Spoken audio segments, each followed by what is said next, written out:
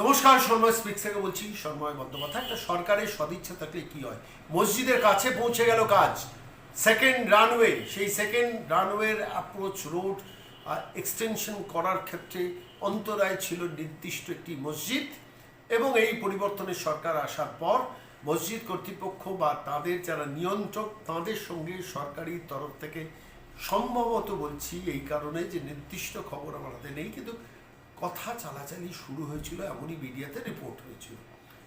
এবং ওই মসজিদটুকু সরে গেলে, অর্থাৎ রিপ্লেস মানে মসজিদটা অন্য কোথাও স্থানান্তরিত করতে পারলে, তাহলে সেকেন্ড রানওয়েটাকে অনেকটা সম্প্রসারিত করা যাবে এবং ইন্টারন্যাশনাল এয়ারপোর্ট হিসেবে কলকাতা এয়ারপোর্টের মান, মর্যাদা, সম্মান এবং তার তার তার বিস্তৃত কর্মক্ষেত্র আরও প্রসারিত হবে। সেই দিকে নজর রেখেই শেষ পর্যন্ত আজকে বিকেলের খুব লেটেস্ট আপডেট নিয়ে আপনাদের কাছে এলাম যে সেই সেকেন্ড রানওয়ে এক্সটেনশনের কাজটা কিন্তু প্র্যাকটিক্যালি শুরু হয়ে গেল। যদিও মসজিদকে কোথায় সরানো হবে, মসজিদ সরানোর সম্মতি, সর্বসম্মত কোনো প্রস্তাব আলটিমেটলি পাস হয়েছে কিনা আমরা কেউ জানি না, কিন্তু কাজটা হওয়া দেখে কোনো একটা জায়গায় মনে হচ্ছে যে শেষ পর্যন্ত মসজিদ সম্ভবত অন্য কোনো জায়গায় স্থানান্তরিত হওয়ার একটা সম্ভাবনা তৈরি হয়েছে।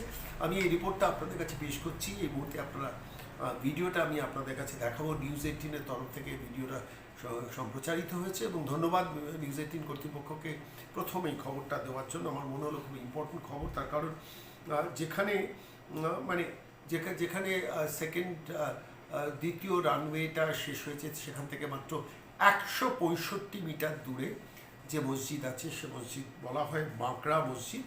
সেই বাঁকড়া মসজিদ স্থানান্তরিত করার জন্য পূর্বতন মমতা বন্দ্যোপাধ্যায় সরকার কোনো উদ্যোগ বা চেষ্টা নেয়নি। আমি আজকে এই মুহূর্তে আপনাদের কাছে দেখাচ্ছি যে এখানে মসজিদের আগে পরে সেখানে ইতিমধ্যে মাটি খোঁড়া এবং সেখানে পাথর ইতিমধ্যে সংগৃহীত হয়েছে। যে পাথরটা রানওয়ের ক্ষেত্রে রানওয়ে কন্ডিশন কোড আরসিসি বলা হয়, রানওয়ে কন্ডিশন কোড অনুযায়ী মাটির তলায় পাথরের একটা বেসমেন্ট তৈরি করা হয়। কেননা যে কোনো মাটি যখন ফ্লাইট নামে, যখন এরোপ্লেন নামে, তখন বিমান নামে, তখন স্বাভাবিকভাবে মাটিতে যে কম্পনটা হয় সেই কম্পনটা যাতে মাটি অ্যাবজর্ব করতে পারে তার জন্য মাটির অনেকটা নিচে পাথরের বেসমেন্ট তৈরি হয়। সেই পাথর সেটাকে অ্যাবজর্ব করে দেয়, কেন মাটি তো নরম মাটি, ফলত স্বাভাবিকভাবে নিচে পাথরের বেস তৈরি করে, সেটাকে বলা হয় রানওয়ে কন্ডিশন কোড। পাথর মাটি খোঁড়ার জন্য পাথরের একটা বেড তৈরি করা হয়। আমি শুনছিলাম যে ইতিমধ্যে আর্থ মুভার সেখানে এসে গেছে এবং আর্থ মুভার দিয়ে সেখানে কাজ চলছে, পাথর সেখানে রয়েছে, মাটি খোঁড়া হচ্ছে, এমনই রিপোর্ট করেছেন নিউজ 18 কর্তৃপক্ষ। বাংলা মিডিয়াতে প্রথম নিউজ 18 এই খবরটা আমাদের নজরে এলো। অনেকেরই আগ্রহ ছিল, তার কারণ আপনারা জানেন যে মমতা বন্দ্যোপাধ্যায় সরকারের আমলে রানওয়েকে এক্সটেনশন করার ব্যাপারে কোনো রকম উদ্যোগ ছিল না। ভাঙড়ে দ্বিতীয় এয়ারপোর্ট করার ব্যাপারে কেন্দ্রীয় পরিবহন মন্ত্রক থেকে, অসামরিক পরিবহন মন্ত্রক থেকে অফার দেওয়া হয়েছিল পশ্চিমবঙ্গ সরকারকে, কিন্তু শেষ পর্যন্ত পশ্চিমবঙ্গ সরকার সেখানে দ্বিতীয় এয়ারপোর্ট তৈরি করতে করেননি রাদার। ইতিমধ্যে নতুন পরিবর্তনের সরকার, তারা কল্যাণীতে সেকেন্ড এয়ারপোর্ট তৈরি করার ব্যাপারে অনেকটা কাজ এগিয়েছেন বলে খবর পাওয়া গেছে। আর সেই আবহে সেকেন্ড রানওয়েটাকে সম্প্রসারিত করার জন্য যাতে কাজ করা যায়, তার জন্য মসজিদকে রিপ্লেস করা সহমতের ভিত্তিতে একটা সর্বসম্মত পদ্ধতিতে কোনো একটা ওয়ে আউট পশ্চিমবঙ্গ সরকার খুঁজছেন এবং শেষ পর্যন্ত সেই পশ্চিমবঙ্গ সরকার সেটা বাস্তবায়নের দিকে যাচ্ছে, অন্তত এমনই ইঙ্গিত আমরা দেখেছি। কিছুদিন আগে আপনাদের কাছে বলেছি চিংড়িঘাটাতে মাত্র 160 মিটারের একটা 340 মিটারের এক্সটেনশন, 4টে পিলার ছিল, তার উপরে কাজ করার জন্য সেই সময় মেট্রো রেল কর্তৃপক্ষ বারবার রাজ্য সরকারের কাছে অনুরোধ করেছে, কিন্তু শেষ পর্যন্ত রাজ্য সরকার কিছুতেই সহযোগিতা করেনি, উল্টে সেটাকে নানান প্রক্রিয়ায় পুলিশকে দিয়ে আটকে দিচ্ছে এবং পূর্বতন সরকার, এবং তার জন্য আদালত পর্যন্ত ব্যাপারটা মুভ হয়েছে, হাইকোর্ট, শেষ পর্যন্ত সুপ্রিম কোর্টে পর্যন্ত আটকানোর চেষ্টা হয়েছে। পরিবর্তনের সরকার আসার পরে প্র্যাকটিক্যালি 120 ঘন্টায় সেই এয়ারপোর্ট বলছি, মাফ করবেন, যে মেট্রো রেলের কাজটা সেটা কিন্তু কমপ্লিট করে দেওয়া গেছে। অর্থাৎ রুটটাকে ডাইভার্ট করা 2 রাত রুটটাকে ডাইভার্ট করে রাখার সামান্য সহযোগিতা পূর্বতন মমতা বন্দ্যোপাধ্যায় সরকার করেনি।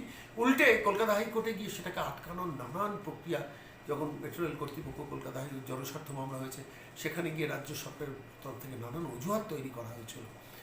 আলটিমেটলি রেলের প্রচুর ক্ষতি হয়েছিল, কিন্তু এখন সরকার পরিবর্তন হওয়াতেই কিন্তু আলটিমেটলি চিংড়িঘাটার প্রকল্প শেষ হওয়ার দিকে, অচিরেই হয়তো পুজোর আগে এয়ারপোর্ট পর্যন্ত সংযুক্ত হয়ে যাবে দক্ষিণ থেকে মেট্রো রেল। এটা যেমন একটা দিক, একটা সরকার পরিবর্তন হলে কী কী লাভ হয়। এয়ারপোর্টটাও যদি এক্সটেন্ডেড, সেকেন্ড এয়ারপোর্ট যদি এক্সটেন্ডেড হয়, সেটাও কিন্তু একটা যুগান্তকারী ঘটনা ঘটবে।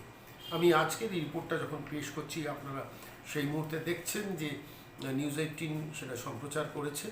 ধন্যবাদ আমি মিডিয়াকে দেব যে মসজিদ সরানোর কাজ, এবং শুধু তাই নয়, মানে নর্মাল নিয়ম হচ্ছে যেখানে রানওয়ে শেষ হয় সেখান থেকে 240 মিটার পর্যন্ত ফাঁকা স্পেস রাখতে হয়, অথচ 165 মিটারের মধ্যেই বাঁকড়া মসজিদ। ফলত স্বাভাবিকভাবে এয়ারপোর্টকে উন্নত করার যে প্রক্রিয়া সেটা আটকে গিয়েছিল।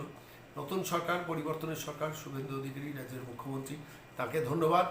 প্রচণ্ড দ্রুত গতিতে অন্তত শেষ পর্যন্ত এই কাজটাকে একটা কমপ্লিশনের দিকে নিয়ে আসার দিকে যাচ্ছেন, অন্তত তেমন ইঙ্গিত এই মুহূর্তে। সেই ভিডিওটা আপনারা সন্ময় স্পিক্সে দেখছেন। নজর রাখবেন প্রতিদিন সন্ময় স্পিক্সে, যে খবর কোনো সংবাদ মাধ্যম, ডিজিটাল মাধ্যম পেশ করে না, আমরা সেগুলো নজর রাখি এবং আপনাদের জন্য নিয়ে আসি সন্ময় স্পিক্সে।